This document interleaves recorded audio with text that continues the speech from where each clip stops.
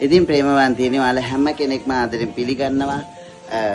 අද ඔයාලා දකින්න ඇති ඊයේ පෙරේද දවස්වල පෝස්ට් එකක් දාලා තිබ්බ සුවමෙහියක් සම්බන්ධව. ඉතින් මේ ඉරිදා මේ එන ඉරිදා ඒ කියන්නේ තව දින කිහිපයක් තියෙනවා. තේරුණාද? ඒ කියන්නේ 12 වෙනිදා. සුවමෙහිය තියෙනවා. තේරුණාද? ප්‍රථම වතාවට මම කරන සුවමෙහිය. ඉතින් මම විශ්වාස කරනවා තේරුණාද? ඒ ස්ථානට ඔබ පැමිණෙන්න මොන ගැටලුව වුණත් අනිවාර්යයෙන් මේ ගැටලුව ජේසුස් ක්‍රිස්තුස් වහන්සේ තුළ විසඳෙනවා කියලා. තේරුණාද? අපි හිතමු ලෙඩක් රෝගය ඒ කියන්නේ රෝගී තත්වයක්. එහෙම නැත්නම් අපි හිතමු යම් ප්‍රශ්නයක්. එහෙම නැත්නම් අපි හිතමු යමක් නැති වෙච්ච දෙයක්. එහෙම නැත්නම් අපි හිතමු ජීවිතේ කලකිරීමක්. නැත්නම් පෞල් ජීවිතවල තියෙන සම්බන්ධකම් කඩාවැටීමක්. ඒ වගේම මුදල් මේ අගහිඟකම් තුල යන ජීවිත. තේරුණාද? විවිධ ප්‍රශ්න අපි හිතමු යම් ඇබ්බැහිවීමක්. ඒ වගේම අපි බැලුවොතින් තව දුරටත් මනුෂ්‍යයන්ට තියෙන ප්‍රශ්න. තේරුණාද? කියා ගන්න බැරි දේවල්, රහසිගත දේවල් සහ අපි හිතමු මොනවා හරි යක්ෂ බන්ධන එහෙම නැත්නම් විවිධ රෝගී තත්ත්වයන්. තේරුණාද? සමාජ රෝගී තත්ත්වයන්, විවිධ රෝගී තත්ත්වයන් මේ හැම දෙයකටම යක්ෂ බන්ධන, පොඩි වින හුණිය මේ වගේ යම් අමාරුකමක ඔබ පෙළෙනවා නම් යම් අපහසුතාවයක ඔබ සිටිනවා නම් තේරුණාද? එන්න මේ මාස 12 වෙනිදා ඒ කියන්නේ මේ එන ඉරිදා දිනේ තව දින 3ක් 4ක් වගේ තව දින 3ක් තියෙන්නේ. ඔයාලා එන්න ඇවිල්ලා සුවය ලබන්න, ඔයාලගේ නිදහස ලබන්න, ඔයාලගේ ජීවිතයට සහනය ලබා ගන්න. මොන වාතාවරණෙ හිටියත් මම විශ්වාස කරනවා මම පොරොන්දු වෙන ඒ වාතාවරණයෙන් ඔබව සම්පූර්ණයෙන්ම නිදහස් කරනවා කියලා. තේරුණාද? ජේසුස් ක්‍රිස්තුස් වහන්සේ තුල ඔබ මෙතෙක් අත්දැකපු නැති මෙතෙක් ඔබ නුදුටු වූ ස්වාමීන් වහන්සේගේ පුදුමාකාර වූ හාස්කම්. තේරුණාද? ඔයාලට ඒ ස්ථානයේදී එදාට දැක ගන්න පුළුවන්. මේ වචනේ කියන මේ ගෘහයේ පළමු තේජසට වඩා අවසාන තේජස මහත් වෙනවා කියලා.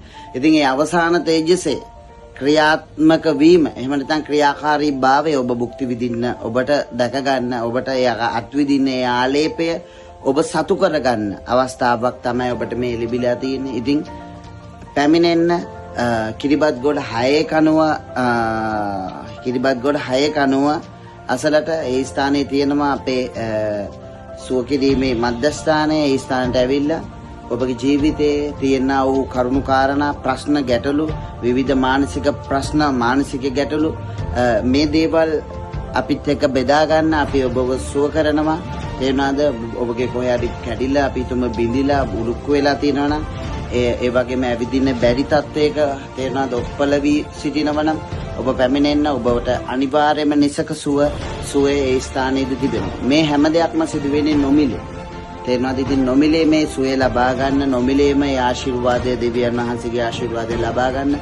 ඔබ මොන ආගමක හිටියත් ආගමකට හරව ගන්නව නෙමෙයි, උපස්ථාන කිරීමක් ලෙස ඔබ වෙනුවෙන් මා සේවය කරනවා. ඔබ වෙනුවෙන් ජේසුස් ක්‍රිස්තුස් වහන්සේ ඔබට සේවය කරනවා. ඔබට උපකාර දක්වනවා. ඉතින් ඒක නිසා මොන ආගමක හිටියත් ප්‍රශ්නයක් නැහැ. බය වෙන්න එපා. අපි ආගම් වලට හරව ගන්නෙ නැහැ. තේරුණාද?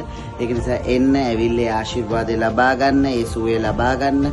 ලබාගෙන ඔබගේ ආගම ඔබ අදහ ගන්න. ඒක ප්‍රශ්නයක් නෑ. තේරුණාද? හැබැයි මේ ඔබ ඉන්න තත්වෙන් අපිට බේර ගන්න පුළුවන්. ඔබ ඉන්න තත්වෙන් ජේසුස් ක්‍රිස්තුස් වහන්සේට ඔබව බේර ගන්න පුළුවන්. ඒක නිසා පැමිණෙන්න. මම නැවත වාරයක් කියනවා පැමිණෙන්න ප්ලීස්. අපිට ඕනේ ඔයාලට උදව් කරන්න. පැහැදිලිද? හරි. ඉතින් ඔයාලා සමහරුන්ට කියන්න පුළුවන් කොපිඩිකල් රෝගී වෙතට යන්න. නෑ, අපි වෙතට පැමිණුණොත් තමයි අපි සුවය දෙන්නේ. තේරෙනවද? අපි බලහත්කාරයෙන් කෙනෙක්ව සුව කරන්නේ නෑ. ජේසුස් ක්‍රිස්තුස් වහන්සේත් එහෙම. බලහත්කාරයෙන් කිසි කෙනෙක් සුව කරන්නේ නෑ. ස්වාමින් වහන්සේගෙන් උදව් පැතුවකින්. තේරෙනවද? ස්වාමින් වහන්සේගේ උපකාර පැතුවකින් තමයි ස්වාමින් වහන්සේ උදව් කරන්නේ. හැබැයි යක්ෂාත්ම එහෙම නෙමෙයි. යක්ෂාත්ම ස්වාමින් වහන්සේ දැකගම මිනිසෙක්ට බාධාවක් කරනවා කියලා යක්ෂාත්ම දුරු කරනවා. පැහැදිලිද? ඉතින් යක්ෂාත්ම තියන අය ඒ වගේම යම් බලපෑම් තියන අය පැමිණෙන්න ඔබට නිවැරදි විසඳුම ලබා ගන්න පුළුවන් ඒ ස්ථානයේදී. හරියන හැම දිනකටම සුබ දවසක්.